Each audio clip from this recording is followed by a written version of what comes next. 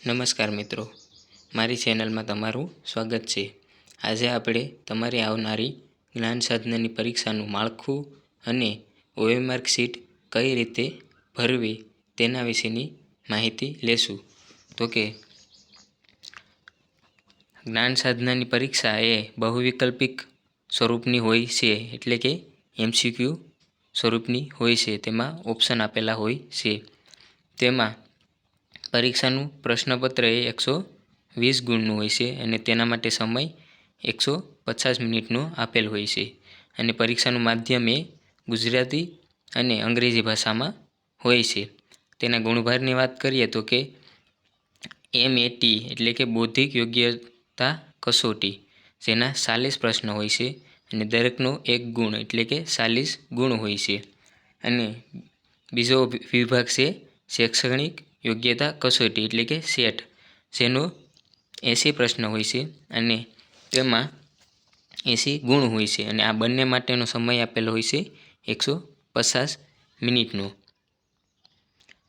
હવે વાત કરીએ તો કે અભ્યાસક્રમની, તો કે જેમાં બૌદ્ધિક યોગ્યતા કસોટીના 40 પ્રશ્નો હોય છે તે શાબ્દિક અને અશાબ્દિક તાર્કિક પ્રશ્નો એટલે કે રિઝનિંગના પ્રશ્નો હોય છે।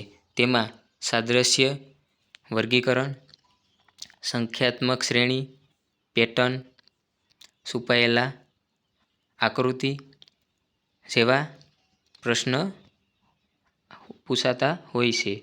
હવે વાત કરીએ શૈક્ષણિક યોગ્યતા કસોટી, જેના 80 પ્રશ્નો હોય છે। તેમાં ધોરણ 8ના ગણિતના 20 ગુણ હોય છે, વિજ્ઞાનના 20 ગુણ, સામાજિક વિજ્ઞાનના 15 ગુણ, અંગ્રેજીના 10 ગુણ, ગુજરાતીના 10 ગુણ અને હિન્દીના 5 ગુણનો સમાવેશ થાય છે। અને આ પ્રશ્નો એ ધોરણ 8ના સત્ર 1 અને સત્ર 2 એ બંનેમાંથી પૂછાતા હોય છે। મિત્રો, પ્રશ્નપત્ર આવે ત્યારે તમારે જો ગણિત ન આવડતું હોય તો તેને છોડવું એ વધુ યોગ્ય રહેશે। તેના સિવાય બીજા વિષયો એ પહેલાં કરવા, પછી જ તમારે ગણિત કરવું, જેથી તમારો ટાઈમમાં પણ ઘણું ફેર પડશે। હવે પરીક્ષાનું કેન્દ્રની વાત કરીએ તો તે તમારી હોલ ટિકિટમાં પરીક્ષાનું કેન્દ્ર આપેલ હશે। હવે આપણે વાત કરીએ તો કે OMR શીટ એટલે કે ઉત્તરપત્ર કઈ રીતે ભરવું। તો કે તેમાં પહેલાં આપશે તમારો બેઠક નંબર, જે તમારી હોલ ટિકિટમાં હશે તે અહીં લખવાનું। પછી પ્રશ્ન પુસ્તિકા કોડ, જે તમને પ્રશ્ન પેપર આપે તેમાં તેનો કોડ લખેલ હશે તે અહીં લખવો અને વિદ્યાર્થીનું નામ, જે તમારું નામ હોય એ અહીં લખવાનું। અને તમને આ પ્રકારની OMR શીટ આપવામાં આવશે, જેમાં 1થી લઈ અને 120 સુધીના ક્રમ હશે, જે તમારા પ્રશ્નોના ક્રમ થશે। અને મિત્રો ધ્યાન રાખજો કે જો પ્રશ્ન 1નો જવાબ પ્રશ્ન 2માં ટીક થઈ ગયો તો તમારે આખી OMRમાં તે જ રીતે ખોટા જવાબ પડશે, માટે તેને ટીક કરતી વખતે ખૂબ જ ધ્યાન રાખવું।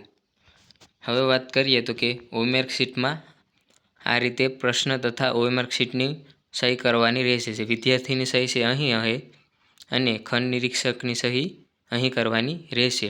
હવે વાત કરીએ સાચી પદ્ધતિની, તો કે OMR શીટમાં ગોળ રાઉન્ડ કઈ રીતે કરવાનું, તો કે આ રીતે પૂર્ણ આખું ગોળ રાઉન્ડ કરવાનું રહેશે।